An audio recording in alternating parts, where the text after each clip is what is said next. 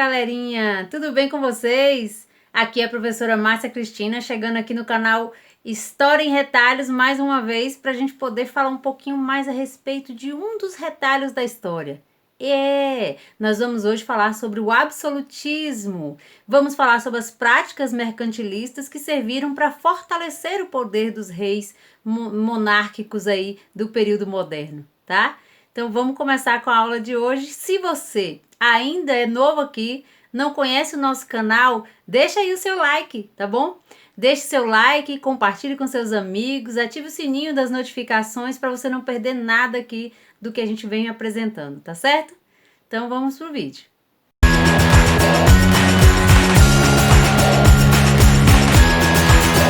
Bem, então, gente, vocês viram aí que nós temos aí logo na primeira imagem do nosso slide, né? Duas poltronas, porque eu estou convidando você a sentar nessa poltrona hoje e acompanhar as nossas explicações a respeito dessa parte da história, não é? Então viaja aí na história comigo e a gente vai conhecer um pouquinho mais a respeito, né, desse período tão importante da história, que é o período da Idade Moderna, tá certo? Bem, nós temos aí esse rei, né, que vai estar demonstrando qual é a forma desse poder absoluto, né, que tinham os reis daquela época. Será que o poder estava apenas no fato de você vestir aqueles trajes de gala, colocar sua bela coroa, né, e colocar ali a sua postura mandona? Será que é assim? Será que o rei ele também ficava entediado, cansado? Como aparenta estar esse rei aí do lado? Pois bem, então nós vamos hoje falar a respeito, né, do poder absoluto dos reis. Como era esse poder, né? Então o fortalecimento do poder real, ele se origina nas monarquias absolutistas. O poder do rei está acima de todas as instituições e tem o seu poder ilimitado. E aí vem a frase: todo poder emana de Deus, né? Essa é uma das frases célebres, né, que retratam esse período. Então, a figura do rei nessa época moderna, ela vai ganhar uma importância muito maior, porque nós falamos aí em aulas anteriores que o rei ele já existia desde a Idade Média, porém não tinha tanto poder, tanto prestígio, tanta consideração como nós vamos observar a partir de agora, tá? Então, gente, a figura do poder vai se fortalecer ainda mais durante o período, né, da chamada Idade Moderna, tá bom? E é o poder ilimitado, né? Então, a figura do rei, ela tinha essa intenção realmente de mandar, né, e desmandar em todas as pessoas, em todos os grupos da sociedade que estivesse sob seu domínio, sob seu governo. Bem, e o que precisa então um rei ou uma rainha, né? Será que só a coroa basta? Né? E aí a gente tem a imagem aí, né, da rainha de um filme muito interessante que quem ainda não assistiu, é bem legal para poder assistir, tá? E conhecer mais a história, né? Essa é a rainha de Copas, tá? Bom, então, para que o rei se fortaleça, né, para que o rei ganhe ainda mais importância, naquela época, era importante, então, elaborar as leis, praticar a justiça. Então, o rei também ele tinha a função de julgar, né, sobre quem não cumpria sobre as suas leis, tá? Cobrar os impostos. Lógico, gente, que não era o rei pessoalmente que ia lá bater na sua casa, na porta, né, para cobrar os impostos. Ele mandava sempre um dos seus funcionários. Mas ele também tinha como papel importante a organização do exército, tá? E para que o exército serviria então neste momento, tá? Esse exército seria responsável por proteger o território que estava sob o domínio, né, deste rei ou desta rainha, tá? E aí nós temos então um outro ponto importante, que é o da administração do Estado, tá? Então essa administração do Estado, do país, né? Nós já falamos a respeito disso em aula anterior, cabia também né, esse papel aí ao rei. Então, ele delimitava suas ordens aos seus funcionários, né, ao corpo administrativo e burocrático que o rodeava, mas a decisão final sempre quem tinha, né, era o rei, tá certo? Então, muito além, né, de apenas utilizar, né, da roupa, dos trajes aí da coroa, era o papel do rei nesse momento, tá? Então nós temos aí uma função muito mais importante. E já que nós estávamos falando a respeito aí dessas características de um bom governante, eu queria lembrar vocês aí de um pequeno trecho que a gente tem num livro chamado O Príncipe de Maquiavel, tá? Então, Nicolau Maquiavel, ele escreve no capítulo 5 a seguinte observação. Quando aqueles estados que se conquistaram, como foi dito, estão habituados a viver com suas próprias leis em liberdade, existem 3 modos de conservá-los. O primeiro, arruiná-los. O outro, ir habitá-los pessoalmente. E o terceiro, deixá-los viver com suas leis, arrecadando um tributo e criando em seu interior um governo de poucos, que se conservam amigos, porque sendo este governo criado por aquele príncipe, sabe que não pode permanecer sem amizade e seu poder. E há que fazer tudo por conservá-los. Então, gente, a gente percebe nesse trecho aí que eu li para vocês aí de Maquiavel, como é que naquela época nós já tínhamos muitos reis aí preocupados em manter o seu território.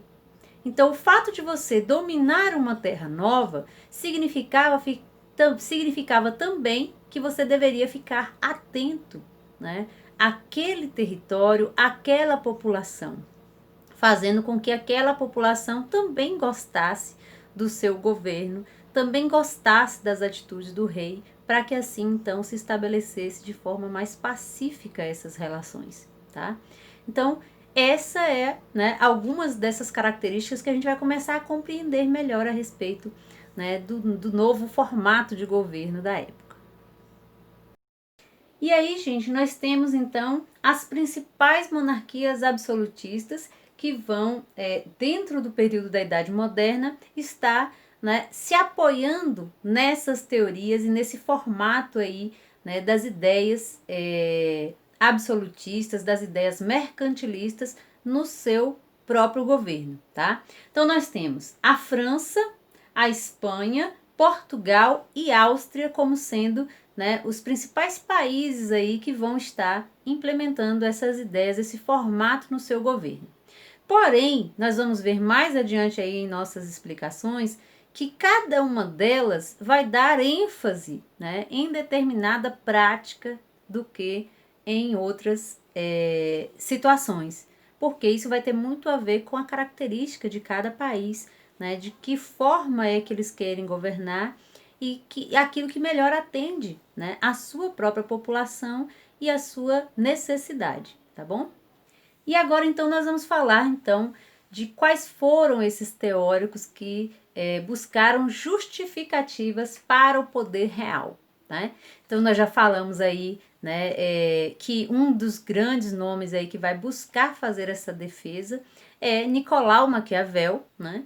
Ele vai escrever um livro falando a respeito de quais são os cuidados, de quais são as formas, né, de governar de um bom rei, né? E agora nós vamos falar então sobre Thomas Hobbes, esse mesmo carinha aqui que tá piscando o olho toda hora para vocês, né? Então, Thomas Hobbes, ele escreveu no seu livro Leviatã, dizendo que em seu estado de natureza, né, o ser humano é como o lobo do próprio homem. Olha aí. Por isso nós escolhemos aí a figura do lobo para a gente colocar aí também, né? Então, por que ele diz isso, tá?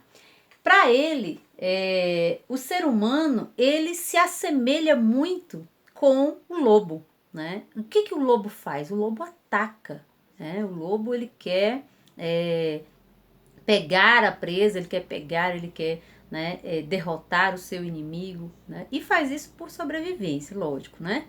Então, nós, seres humanos, Thomas Hobbes diz que somos muito semelhantes em comportamento com os lobos, tá? E aí o que ele diz? Por que ele diz isso, né?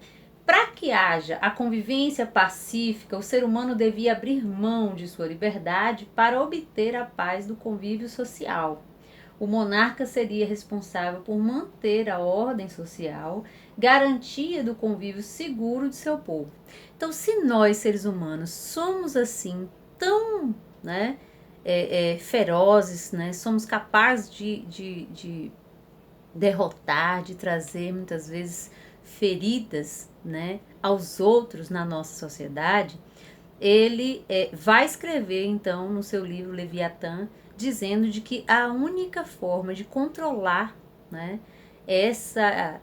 esse instinto animal que tem dentro do ser humano é através de um governante que coloque limites nessa sociedade.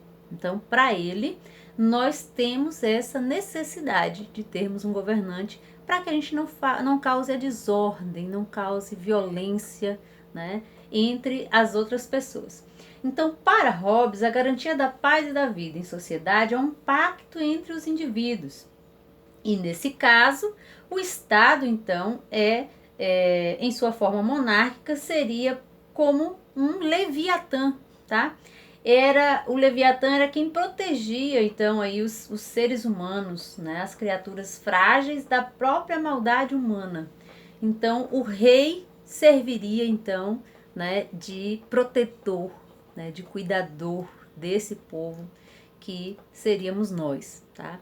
Então, para Thomas Hobbes, tá, essa forma de organização, né, da monarquia absoluta, do poder dos reis, seria, né, uma forma de organizar, tá, de manter a paz na sociedade, né, através dessa autoridade, né, da figura do soberano, tá?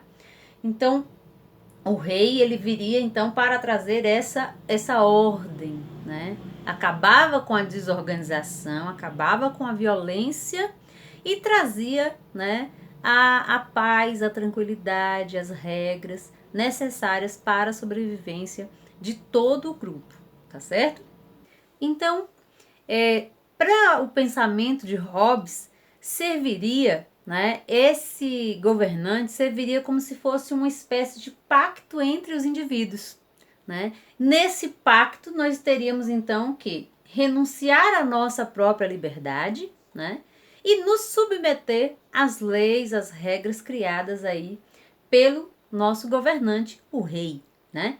Então, dessa maneira, nós teríamos aí o alcance e a garantia dessa paz, dessa vida em tranquilidade com, né, esse pacto que os seres humanos iriam fazer, né, dentro da sociedade para que existisse apenas um, né, liderando, governando e, né, criando aí essas leis.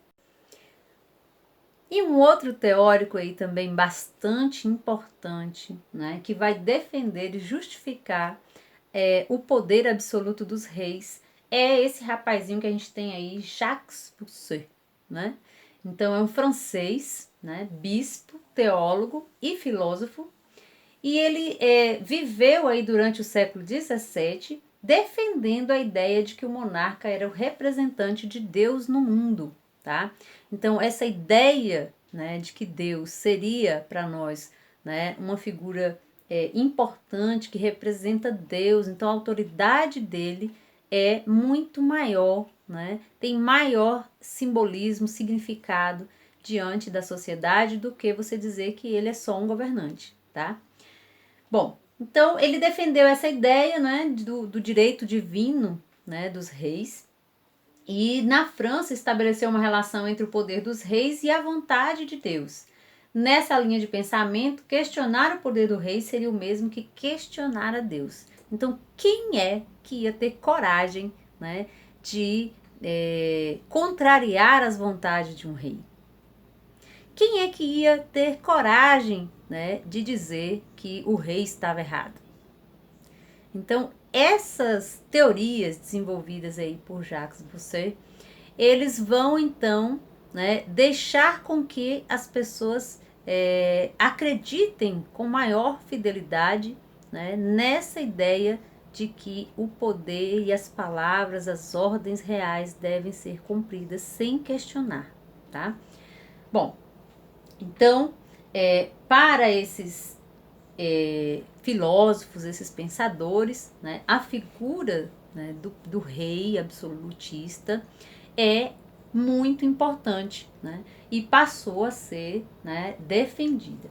Então, observe que a gente tem aí, nesse outro slide, né, a teoria do direito divino dos reis. Eu coloquei um trechinho aí de um texto de Jean Bodin, né, e ele afirma da seguinte forma: nada havendo de maior sobre a terra, depois de Deus, que os príncipes soberanos, e sendo por ele estabelecidos como seus representantes para governarem os outros homens, é necessário lembrar-se de sua qualidade, a fim de respeitar-lhes e reverenciar-lhes a majestade com toda a obediência, a fim de sentir e falar deles com toda a honra, pois quem despreza seu príncipe soberano despreza Deus, e quem ele é a imagem da terra, né?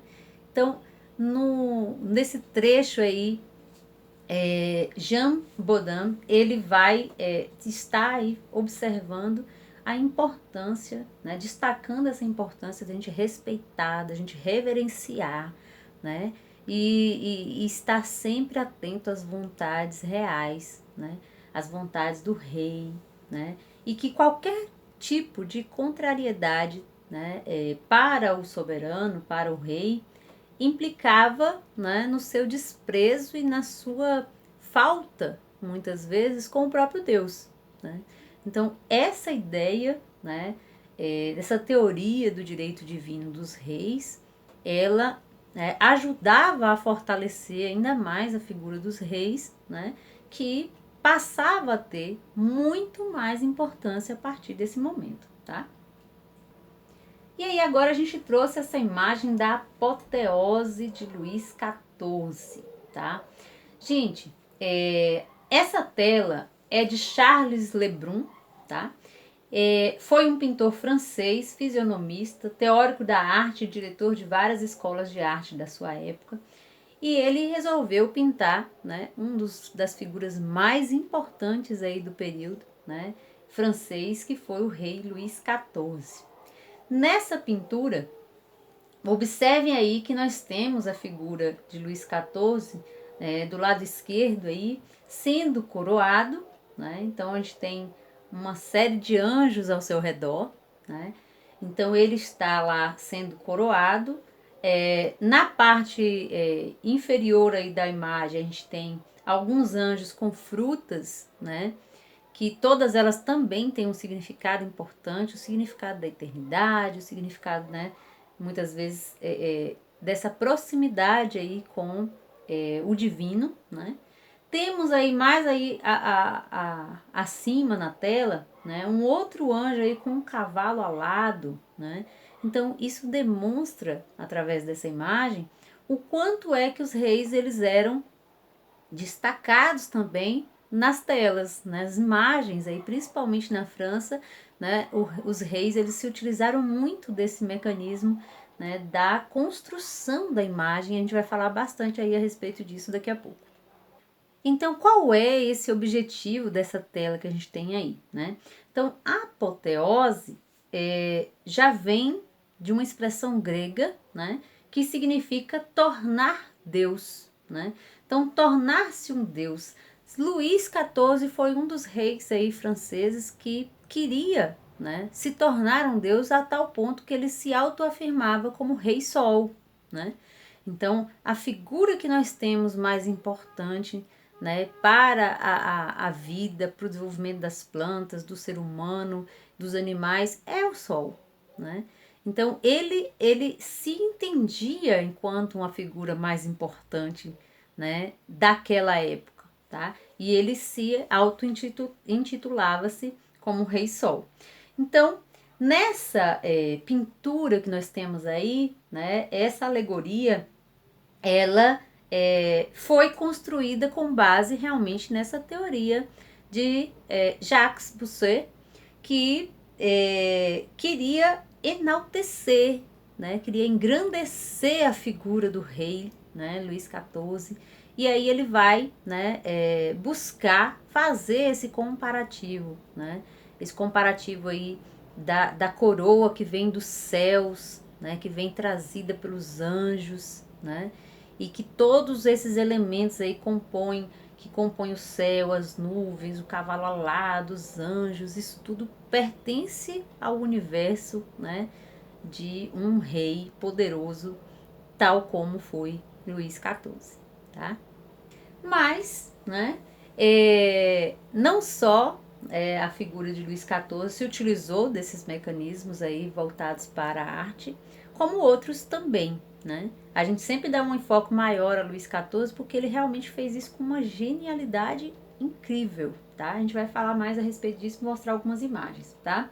Então, o uso das artes como pintura e escultura eram também usados para enaltecer e eternizar as imagens dos monarcas absolutistas, tá? Bom, e aí, gente, é importante a gente lembrar e falar a respeito disso, que dentro das telas, dentro das imagens que são produzidas, né, nós temos aí, muitas vezes, a construção, a fabricação da imagem ideal de um rei, né? E aí nesse livro que eu destaquei aí para vocês, chamado A Fabricação do Rei de Peter Burke, né? Nós temos aí justamente essa trajetória da discussão a respeito de como é que eram feitas as pinturas, de como eram feitas as imagens, as esculturas, né? Dessas figuras que eram tão importantes, tão poderosas, né? Será que era só como a gente faz hoje, tirar uma selfie e põe lá? Não. Não era assim, não. Os reis, os governantes já tinham uma preocupação muito grande com a imagem deles, né, que ia ser perpetuada pela eternidade, né? Essa imagem deveria ser uma imagem positiva, agradável, demonstrando o seu poder, demonstrando muitas vezes a sua sabedoria, a sua inteligência. Então isso tudo era previamente, né, organizado, discutido, debatido, para que os artistas fizessem aquilo que os governantes gostariam, né? Por exemplo, a pintura então de Luís XIV, o Rei Sol, em trajes de coroação, é muito mais do que um retrato do rei. Ela está repleta de símbolos e de elementos decorativos intencionalmente inseridos pelo pintor, para exaltar o poder e a soberania real e reforçar a legitimidade do monarca absoluto. Mais do que um retrato oficial de Luís XIV, esse quadro é a representação iconográfica do absolutismo de origem divina e o retrato que criou a imagem real arquetípica dos soberanos europeus. Então, o artista que produziu, né, que fez esse quadro, fez sob encomenda, né, do próprio rei Luís XIV, e em 1682, né, esse artista, Rigaud, ele ganhou o prêmio de Roma e uma bolsa para, né, continuar estudando, continuar sendo, aperfeiçoando aí os seus talentos, né, e isso criado pelo próprio Luís XIV. Então observe que, né, o fato do rei mandar construir, né, a sua imagem, construir, né, a sua tela, né, que ficará eternizada, né, passava também a ser um objeto de identidade de poder. Né? Então tinha que ter uma preocupação, que elementos, que símbolos, que cores, né? O que tinha nessa tela não passava a ser também uma preocupação dos reis. E observe então aí agora, nessa imagem que a gente tem aí do lado, tá? A importância da vestimenta para a constituição simbólica do rei, pois o corpo político é adornado e esconde os defeitos do corpo pessoal. Então, muitas vezes, esses reis, eles não eram assim tão bonitos. Eram muitas vezes os reis baixinhos, como a gente tem aí nessa tela, né? Ele era baixinho na realidade, né? Já estava já com uma idade mais avançada, então já estava, ó, meio corcundinha. Já não tinha tanto cabelo, então Luís XIV precisou lançar a moda da peruca para os homens, né? Então foi daí que surgiram as perucas aí, cheias de cachos que a gente vê aí em alguns filmes e algumas imagens aí desse período mais antigo da Idade Moderna, porque ele não queria que fosse registrado, que as pessoas vissem ele careca, né? Então ele já estava ficando meio calvo, então já tinha já, né, falta de cabelo já na cabeça e precisava mostrar na imagem dele algo melhor, né, algo que fosse mais vistoso, mais bonito, mais interessante, né, que demonstrasse, né, ao mesmo tempo o seu poder, mas a sua jovialidade, né, a sua segurança. Então, como é que ele ia deixar ser retratado, por exemplo, velhinho, corcunda já, né, com as perninhas já fininhas, sem muito músculo? Não dava. Então, ele manda construir uma imagem dele aonde ele tenha um corpo mais alto, mais esguio, né, os braços, as pernas mais fortes, mais firmes, né, a própria postura. Então, isso tudo passa a ser importante para que as outras pessoas vejam isso, né, com o olhar de admiração. Nossa, mas o meu rei é um rei bonito, né, um rei de porte, tem uma roupa bem feita, de tecido de qualidade, né? Então isso tudo era muito importante ser também registrado em imagem. Daí então nós temos aí nesta tela, né, feita aí por Rigaud, a posição, né, do tamanho de Luís XIV, o quadro, né, a posição dos objetos, então um manto azul atrás dele, né, revela, né, uma insígnia da realeza, então os símbolozinhos aí da flor de lis que aparecem na tela, né, tem um significado também importante, né? Então era o símbolo da monarquia francesa, estava também dando a ideia da ligação da França com a religião, né? Porque a gente tem, né, a figura da Santíssima Trindade, que são, né, as três figuras da Santíssima Trindade, Pai, Filho e Espírito Santo. Então isso também é representado na tela, tá? Temos aí o cetro, né, o bastão de comando, que é um símbolo muito importante para os reis, aparece aí também nessa tela, né?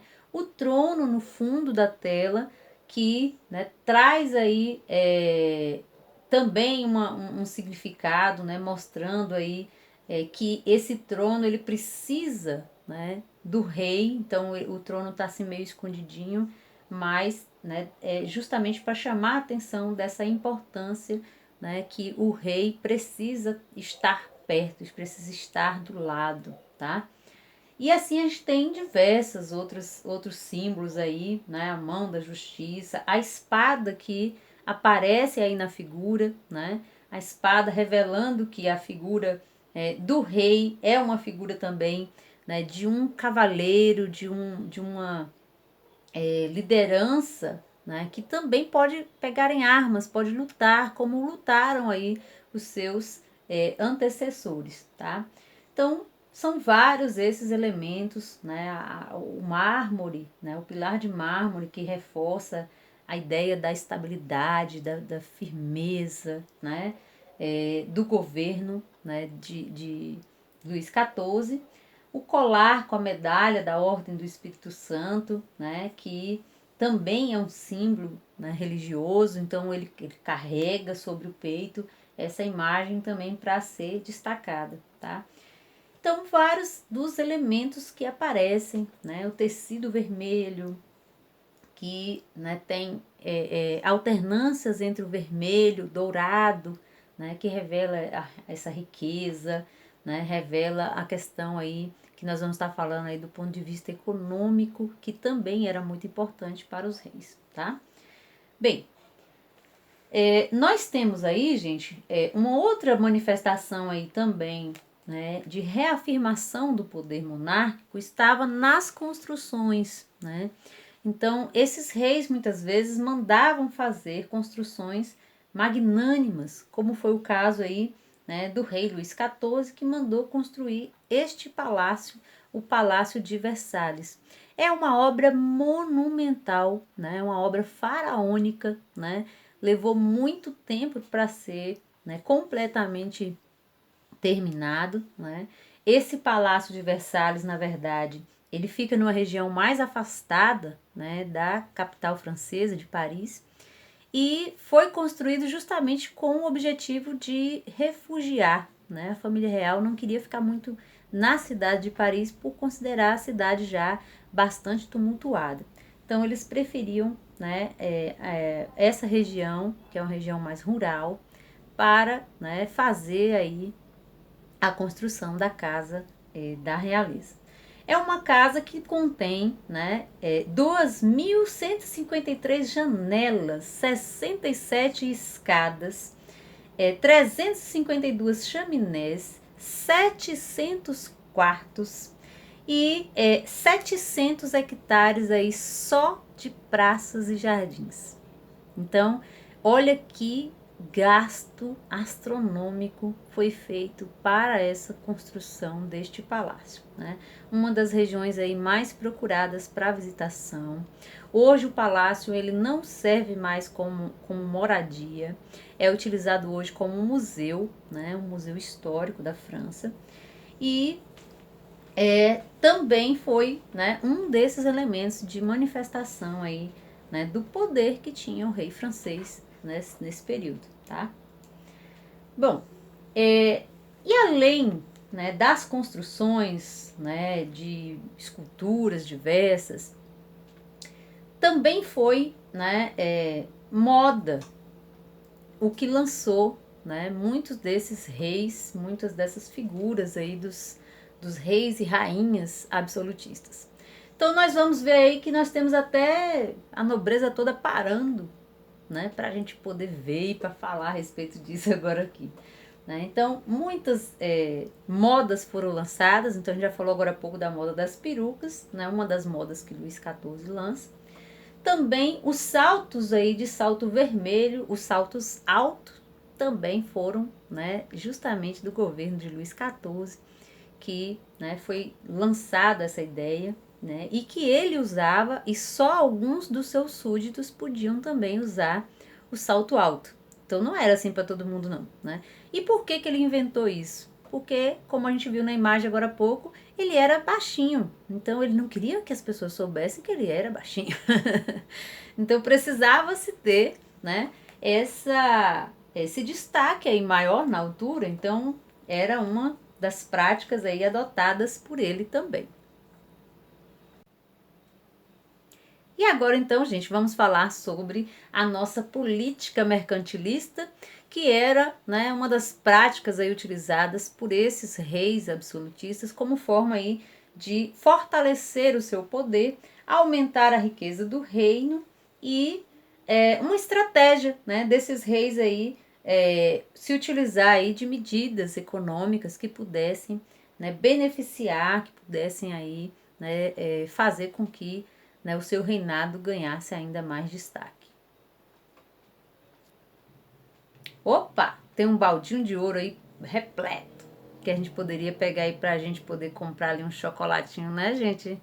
Bom, mas para as práticas mercantilistas, né, nós destacamos aí 4 dessas, né, práticas aí mercantilistas que eram comuns aos reis absolutistas, tá?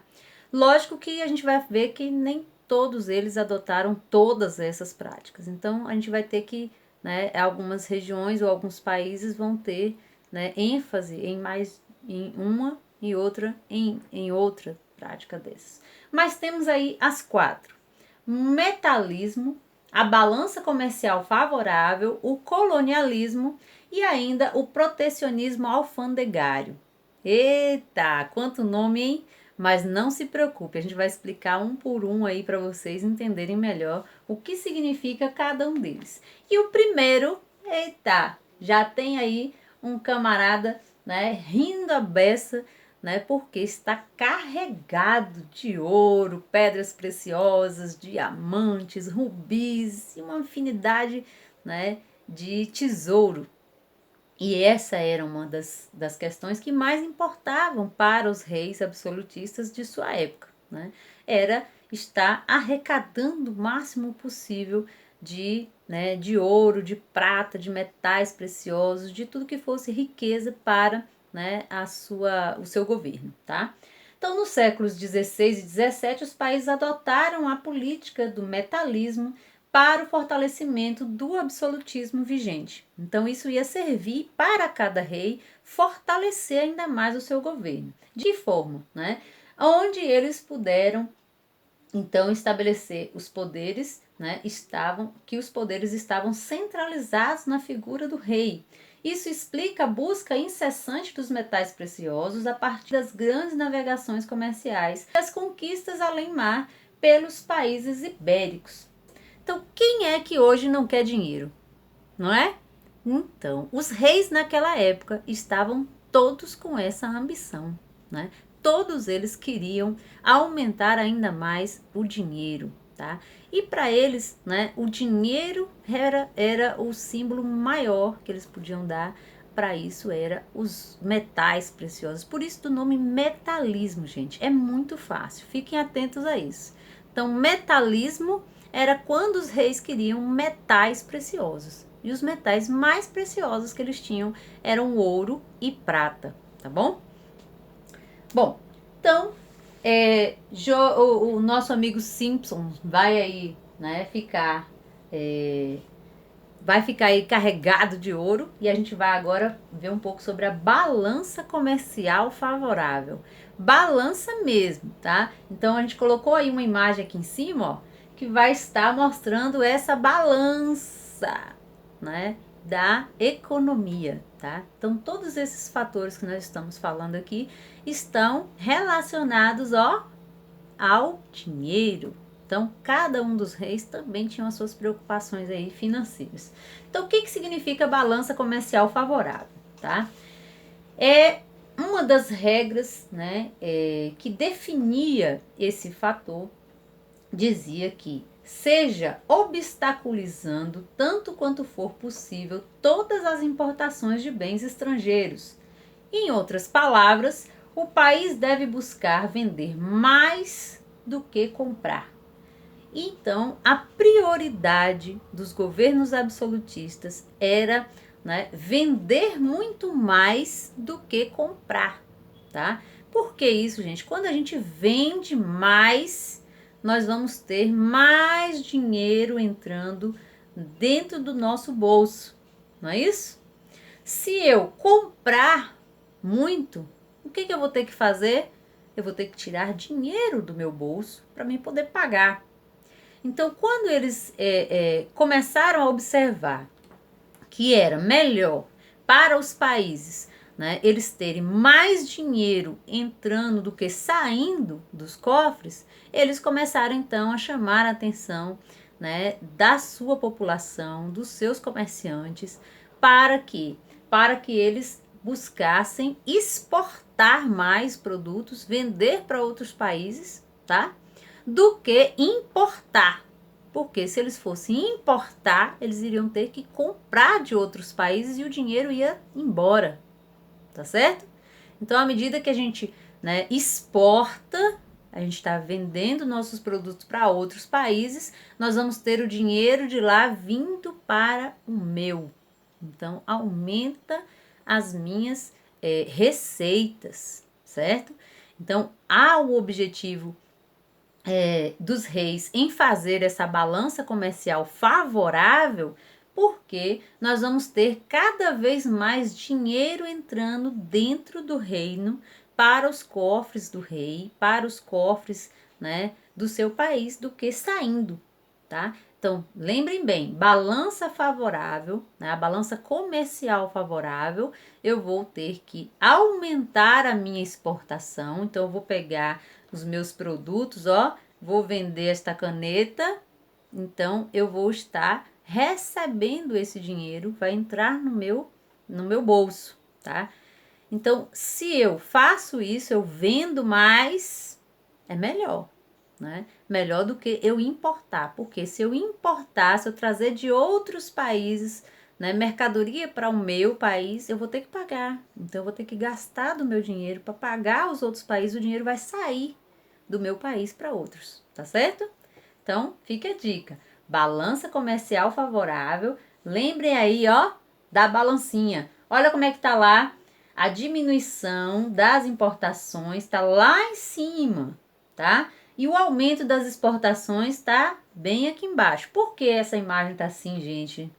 Porque na balança eu tenho mais aumento da exportação, então tá mais pesado na balança, então desce, né? E a importação, que tá bem pouquinha, subiu na balança, ó, porque tá levinha, subiu, tá certo? Então fiquem ligados aí, preste atenção na balança comercial favorável, que foi um desses elementos aí que ajudou a fortalecer a figura dos reis também, tá? Bom, agora nós vamos ter aí uma característica, né? A terceira característica, ó, que é a do colonialismo, tá? O que nós temos aí então sobre o colonialismo? É a política de exercer o controle ou a autoridade sobre um território ocupado e administrado por um grupo de indivíduos ou por seus representantes, com poder militar e contra a vontade de seus habitantes, que muitas vezes perdem a posse de parte dos seus bens, como terra arável ou de pastagem, e eventuais direitos políticos que detinham, tá? Então, esse colonialismo foi justamente o que aconteceu aqui, né, nas terras brasileiras, com a chegada, por exemplo, dos portugueses, né, com as terras americanas, né, na região aí da América Central, com a chegada dos espanhóis. Eles controlaram, ocuparam o território, né, e não tiveram, né, nenhuma consideração com os antigos habitantes. Então, eles não respeitaram nenhum direito, né? Os antigos habitantes, eles apenas foram sendo escravizados, foram sendo maltratados, foram sendo muitas vezes aniquilados, né? Porque eles precisavam das terras da colônia para daqui tirar os recursos necessários, as riquezas necessárias para aumentar, né, o poder dos reis na Europa, tá certo? Então, observem bem aí, ó, que dentro do processo do colonialismo, a exploração desenfreada dos recursos dos territórios ocupados, incluindo a sua população quase totalmente aniquilada, como aconteceu nas Américas, ou transformada em escravos, como aconteceu na África. Então, no processo de colonização, nós tivemos, né, muitos desses recursos naturais aqui que foram sendo explorados, como foi o caso do pau-brasil, né, como foi o caso aí de várias outras espécies aí de madeiras aí que foram sendo retiradas da nossa Mata Atlântica para serem vendidas na Europa, né. O ouro, a prata que foram sendo encontrados aqui, né, nessas regiões americanas que também foram sendo levadas e foram sendo, né, comercializadas na Europa. Então, isso tudo, né, trouxe, né, muitos recursos financeiros e muita riqueza para os países, né, europeus, os países absolutistas, que na época estavam aí a todo vapor, né? Eles queriam realmente, né, as riquezas, aumentar aí o seu prestígio, o seu poder através disso, tá? E por fim, deixamos aí, né, o protecionismo alfandegário, tá? Então, protecionismo, já o nome já diz tudo, proteção, né? Mas o que é alfândega? Você já ouviu falar nesse nome? Alfândega? Pois é. A alfândega, gente, é onde nós temos o controle de tudo que entra e sai de um país para o outro, tá? Então é feito geralmente aí pelos governantes para cobrar os impostos desses produtos que vêm, né, de outros países para cá e também do nosso para sair daqui para outros lugares, tá? E o que isso então tem a ver com o poder absoluto dos reis? Muito, tá?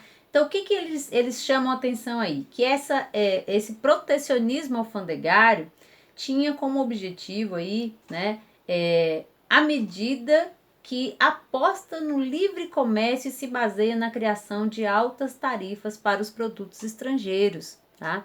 Então, nesse período, eles acreditavam que o comércio livre, né, que poderia, né, acontecer, poderia ser feito dentro da região, né, de governo de cada um dos seus reis, ia fazer com que o dinheiro, a economia movimentasse, o dinheiro aumentasse dentro do reino. Além, claro, de cobrar os impostos daqueles produtos que vinham de fora, como era o caso dos produtos estrangeiros, tá? Então, na nossa imagem, a gente tem aí até, né, o rei lá sentadinho, né, segurando uma gaiola, onde dentro dessa gaiola nós temos lá uma galinha botando ovos de ouro, né? Então, na verdade, isso quer dizer o quê? Né? Que nós aqui no Brasil já fomos como se fosse aí essa galinha, né? Nós já demos muito dinheiro para, né, o rei de Portugal, para aumentar as riquezas portuguesas e muitas tarifas, muitas taxas, muitos impostos foram sendo, né, cobrados e exigidos da população que vivia, né, aqui no Brasil também, para que, né, fosse então aumentando, né, o lucro, aumentando aí a riqueza da corte portuguesa, né, dos governantes portugueses, né, em detrimento aqui do esforço, da labuta, das dificuldades de uma população inteira que vivia aqui na época do Brasil colônia, tá? Então, pessoal, agora o mercantilismo. Ele variou no tempo e no espaço, tá? Como eu falei para vocês, as práticas mercantilistas, elas não aconteceram de forma igual em todos os países, não, tá? Então, na Espanha, por exemplo, predominou mais o metalismo. Então, o rei da Espanha, ele deu maior ênfase a essa questão de arrecadar metais preciosos, principalmente ouro e prata, tá? E eles fizeram isso muito que nas regiões americanas, de onde eles tiravam, então, né, a quantidade absurda de ouro e prata, né, através da população indígena, a quem eles submetiam várias formas aí de trabalho forçado, tá bom? Na França, nós temos aí o que a gente chama aí da prática de Colbert, né, que era um dos filósofos, dos economistas aí responsáveis pela condução da economia na França. E predominou lá na França o protecionismo e o governo intervia na economia, protegendo as manufaturas francesas. Então, para os franceses, era muito mais vantajoso proteger, né, fortalecendo a sua economia, protegendo as suas manufaturas, criando impostos, né, incentivando a produção de produtos manufaturados, a exportação desses produtos, do que a importação ou até mesmo do que o metalismo, porque eles não tinham muito de onde arrecadar, né, metais preciosos, por exemplo, né, eles tinham muito pouco, tá? Bom, a Inglaterra, tá? Olha aí que a gente deu um destaque aí para a Rainha Elizabeth I, tá? Não é a Rainha Elizabeth que ainda está no governo agora, é outra Rainha Elizabeth, tá? Na Inglaterra, adotou o protecionismo, tá? Empenhando-se em incentivar também o comércio exterior e a marinha mercante de seu país. Então, a estratégia da Inglaterra foi a de, né, melhorar ainda mais a sua produção, né, dos produtos, incentivar os comerciantes, incentivar muitas vezes a produção manufatureira, né, do que as atividades metalistas, né? Então, cada um deles buscou fazer alternativas que, né, fosse capaz de fazer a economia de seu país, né, ir mais além, né, fortalecendo o poder da figura dos reis e fortalecendo assim a economia do seu país, tá? Então, na Inglaterra, a Rainha Elizabeth I ela ainda concedia prêmios às manufaturas inglesas enquanto aumentava os impostos sobre os produtos estrangeiros. Então, para vender, né, produtos estrangeiros para, né, serem vendidos, comercializados lá na Inglaterra, então ela criava um imposto ainda maior. Por quê? Porque fazia com que as pessoas procurassem fabricar lá na Inglaterra mesmo, evitando comprar, né, produtos de outros países. Aí entra a questão que nós falamos agora há pouco, né, da balança comercial favorável, tá? Então, na Inglaterra a estratégia foi essa. Então, fortalecer, melhorar a economia interna, fazendo com que diminuísse o número de produtos importados de outros países, tá bom? E aí, gente, gostaram da nossa aula de hoje? Hoje nós então falamos um pouco a respeito do poder absoluto dos reis, né? E das práticas mercantilistas que foram adotadas por muitos desses reis absolutistas da Idade Moderna. Espero que vocês tenham gostado da nossa aula e se você ainda não se inscreveu, se inscreve no nosso canal, tá? Deixa o like aí no seu vídeo e eu espero que vocês aí estejam aqui nas próximas aulas, tá bom? Então, o canal História em Retalhos vai ficando por aqui e até breve. Tchau!